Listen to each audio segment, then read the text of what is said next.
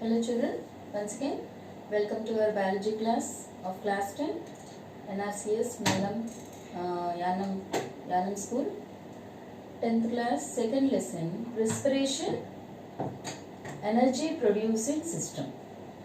This is the last topic that we are going to discuss in respiration topic. Children, we were discussing about animals and human beings respiratory system and how the energy is produced.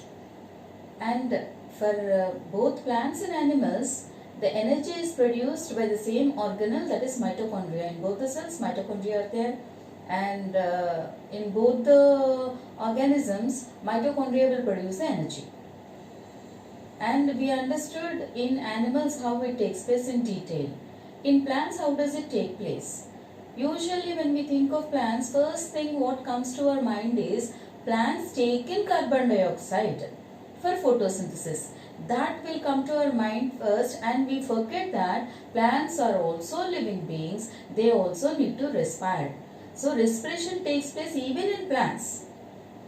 And for any organism, for respiration, what is the gas that they need is oxygen.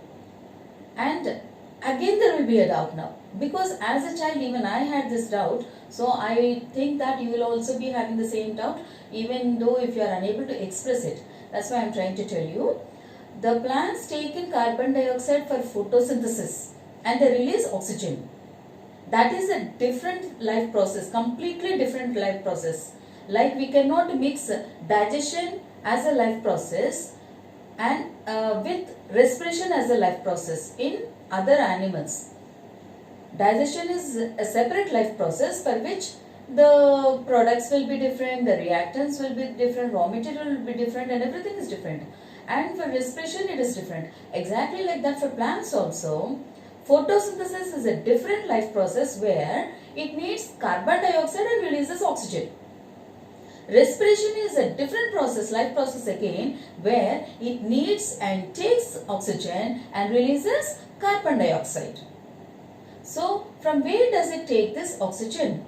And every time when we discuss about gases exchange, we always talk about stomata. Stomata are the plants respiratory, like for gases exchange in plants, stomata are the organs that we discuss about. Let us once see stomata.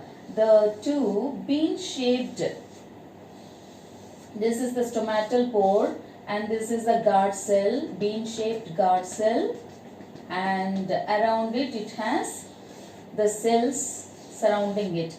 And okay, this is what we learnt in our 9th class. Through this, what is happening is, we always understand that carbon dioxide is taken in. We always understand that carbon dioxide is taken in. Then from where will the oxygen enter? Actually this is a way through which oxygen also will enter. And where do you see stomata? Stomata is usually seen in the leaves. Stomata is usually seen in the leaves. And what is happening is, actually in photosynthesis oxygen is released. That oxygen it will use for respiration. In photosynthesis oxygen is released. That oxygen it will taken for respiration. And another thing that we learnt in 9th class is that the water is taken, like we learned what water is taken, and from water oxygen is released. In first lesson we learned. That means if the plant is taking more water, it is releasing more oxygen. If it is releasing more oxygen, most of the oxygen is sent out and little of the oxygen is retained in the plant body. And how it is retained, let us see. What happens is, in our first lesson I showed you a section of leaf, where you see the epidermis like this, epidermal cells, and then you see the palisade parenchyma, and then you see the vacuole like this, vascular bundle, and in vascular bundle you see the xylem. Xylem cells conduct water, and then you also notice Xylem cells are of course thick walled cells. So that's why to make them look prominent, we draw double layer, and then you have thin walled phloem cells which conduct food in the plant system. And then you see spongy parenchyma like this, and more air gaps. In these air gaps, water molecules are noticed. In these air gaps, water molecules, air gaps, air is there and water molecules are there. From where do these water molecules enter? They are coming from root hairs through xylem cells. And from here now what is entering? Carbon dioxide is entering. Forget about that for now. Now in this what is happening is oxygen. Here the photosynthesis is taking place and oxygen is released by the cells. These are chlorophyll concentrated cells where photosynthesis takes place much faster rate. So oxygen is released. When the oxygen is released, it is released into these water molecules, water areas, and oxygen is absorbed by the water. Oxygen is absorbed by the water. And now this water, every time when I am talking about life process, I expect you to remember two principles. They are diffusion and osmosis. Alveolar to capillaries and capillaries to alveolus, how the gaseous exchange takes place? Through diffusion. Here also it takes place through diffusion. What happens is oxygen enters into water and it is absorbed by the water. Now the water is taken in by these cells. When the water is taken in by these cells, the mitochondria is, what is the mitochondria doing? It is using up the oxygen, and then if this is using up the oxygen, oxygen is used and there is no more oxygen. So oxygen debt is clear. Oxygen debt we can notice here. That means the gradient is reduced. Oxygen gradient is reduced in the cell here. Oxygen gradient is reduced here and oxygen gradient is reduced here also. So what happens is when the oxygen gradient is reduced, it has to be filled. The oxygen gradient has to be filled. When it is supposed to be filled, immediately from here the oxygen will again enter into this water molecule and the water again will enter into the cell through diffusion, and again mitochondria will use that oxygen for its processes. In mitochondria, like how it is happening in our human beings, exactly like this, like that here also it happens, like glucose, C6H12O6 plus oxygen will give rise to CO2 plus energy plus H2O. Fine. Now energy is retained. Carbon dioxide is released. This mitochondria does not need the carbon dioxide. So will it easily, okay, you chlorophyll, you take the carbon dioxide? It's not like that. There is a particular pathway for everything. So what it does is, the carbon dioxide is again sent out through diffusion. And when it is sent out from here, again here it is filling, and then how it goes out? It goes out. The same pathway. The gradient is formed in the areas where the carbon dioxide lacking is appearing. So immediately it will be filled. So that is how the oxygen requirement is fulfilled. From root hairs, in 9th class you learnt about how the root hairs will absorb. That is active transportation, osmosis. How the plants, even in 8th class also you learnt that plants can absorb the water from the soil, and the tip of the root will absorb the water, and because of this diffusion and osmosis, even the tallest 200 feet plant also without any power can take in and transport the water. So that is a miracle which we can appreciate here. Like suppose you are living in a 7-storied building and you are in the penthouse of that. The water has to come from down. You need power to draw the water from downstairs to upstairs. But for plant they need not need any power. They simply, through the two principles like diffusion and osmosis, very coolly, steadily the water keeps passing on. And while the water is passing on, many other things also will be transported through water. So that is how the gaseous exchange takes place in plants. All the terrestrial plants will have the exchange of gases through these air gaps. Air gaps will be there. In leaves, the air gaps are more. That's why more exchange of, respiration takes place in leaves. And does it mean that the remaining parts of the plants do not have the respiration capacity? The stems also can respire. How can the stems respire? They have lenticels in them. The stems have lenticels in them. Let us see. Suppose you see a stem like this. In some areas of the stem, you notice that it will be broken little. If you observe that, let us see this side, it will be broken little. If you observe that under the microscope, you notice that the cellular arrangement is like this, open. It is open so that here the gaseous exchange can take place. From there it will enter into the stem region, and from there the gas will be absorbed by the water, and from water it will be passed on to various parts of the cell where the cellular respiration is taking place. That is about lenticels. Let me write here. Lenticels. Lenticels are the cellular arrangement in the stems which will help in the gaseous exchange, just like stomata in the leaves. And is that it? There is another thing that we need to learn. This is about terrestrial plants we are talking about. Then what about the plants which are living in water? The plants which are living in water, they respire again by using the dissolved oxygen which is present in the water. They have the capacity.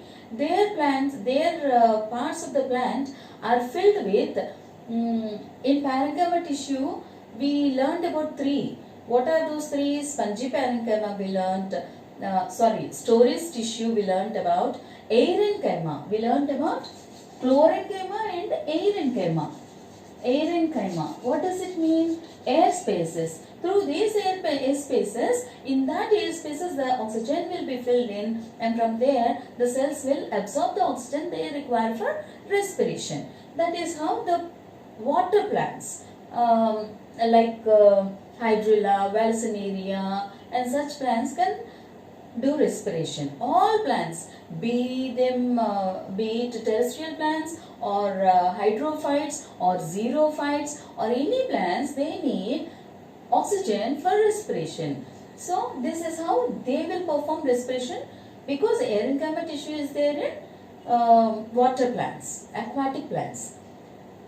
Everything is easy. For desert plants also it is easy, because on the stem, if you see the cactus, the succulus plants, the cactus or any such, the stem is green in color and they have stomata present on them. They can easily respire. Only doubt you should be having right now is all about mangroves. How do these mangroves? Mangroves grow in marshy areas. You are very well aware of how the mangroves are, where they are growing. They usually grow in the seashore areas where the land is so wet and marshy. You put your leg, you simply sink inside, and that is so muddy. In such place, there is no chance for any respiration to take place. The roots cannot absorb. Roots also need to respire. There is no chance. Every single gap is filled with water or mud. Then how can the mangroves respire? They respire by having aerial roots. They have aerial roots. In last year lessons you learnt about knees. We call them as knees. New metaphors. We call them as new metaphors. And in these aerial roots, what happens is they have these so many air gaps there. If you notice the plants of, I forgot to tell you, if you notice the plants which are growing in water, you cut off the stem and see complete hollow will be there. The same thing you do with the terrestrial plants, that much hollow won't be there. Inside wet region will be there, but you don't see that much hollow. But see lotus plant.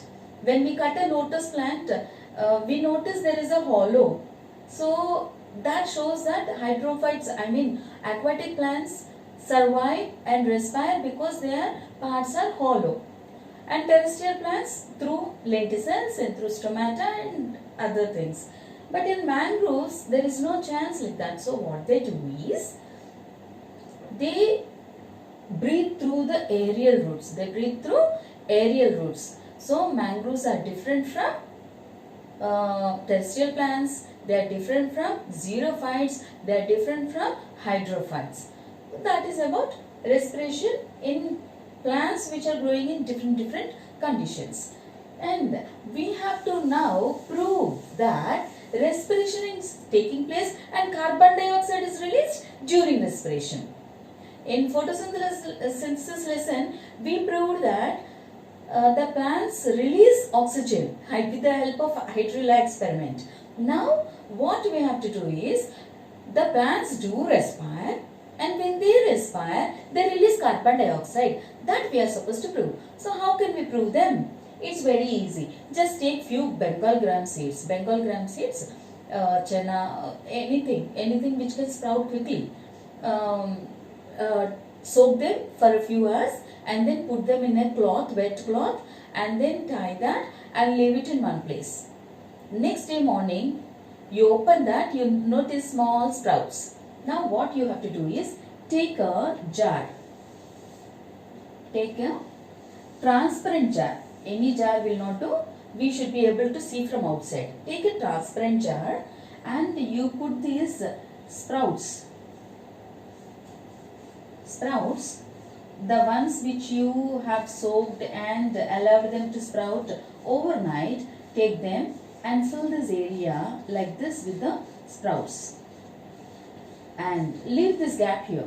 I intentionally left the gap there. Leave the gap, and then, right, in this gap you put another small beaker. You put another small beaker and fill this with lime water. 3/4 of it you fill it with lime water. When do we use lime water? We use lime water every time we want to prove that carbon dioxide is released. And now you close this tightly. You close this jar tightly and leave it for few hours. Okay, leave it for one day completely. What happens is, afterwards you notice, after some time, you notice that this is turning milky. Now tell me, when does lime water turn milky? Lime water turns milky in presence of carbon dioxide. Now, is there any carbon dioxide here which is not present before you closed it? So, if the lime water is turning milky after the sprouted seeds are put inside, what does it mean? It means that the sprouting seeds are doing respiration. What is happening? The respiration is taking place. When they are respiring, what do they release? They release carbon dioxide. The carbon dioxide turns this lime water milky. This carbon dioxide is turning the lime water milky. This proves that respiration is taking place in every living plant, and that will release carbon dioxide. This is one.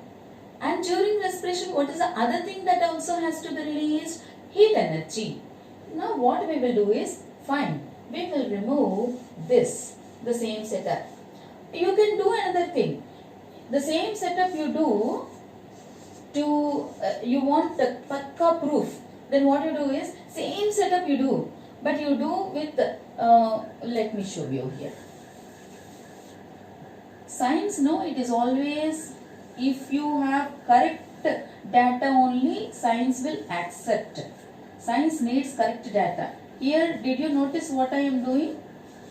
Can you notice what is the difference from the diagrams that I drew there and from the diagrams that I am drawing here? You should have noticed that this extra line I am not putting. What does it mean? These are not sprouts. These are not sprouts. They are dry seeds. And in this also I am putting lime water. Okay. And this also for the same 24-hour setup, I left it like that. Here you can notice that After one day, this lime water is turning milky. Here you don't notice any change. What does it mean? Only the sprouts, that means the growing plants or the living ones, these seeds are not yet ready. But these also will start doing respiration when you soak them in water and get them ready to sprout. If they start sprouting, they also will start releasing carbon dioxide. They also start doing respiration. These are dry seeds, they are not releasing carbon dioxide. These are sprouts, they are releasing carbon dioxide. That means dry seeds do not do respiration, but sprouts do respiration. That's why we can get the lime water turning into milky. This is one experiment. The other one is we have to prove that respiration is done and heat energy is released. So how can you do that? Let us do one thing. The same setup, you take sprouting seeds, okay, because we don't need this carbon dioxide. Carbon dioxide is already proved. Sprouting seeds. We take sprouting seeds. Okay. Now insert a thermometer. Insert a thermometer. Here also insert a thermometer. These are dry seeds. Dry seeds. You notice that I didn't put any extra line showing that they are sprouts. But for this, I am putting the sprouts like this. So these are dry seeds. These are dry seeds. These are sprouts. Now what I need to do is the same for sprouts. What we do, soak them for few hours and then overnight you allow them to sprout and then you use this for experiment. And in both these transparent jars you insert a thermometer and then every 2 hours you start recording. Every 2 hours. Every 2 hours recording. You take down the recording of temperature.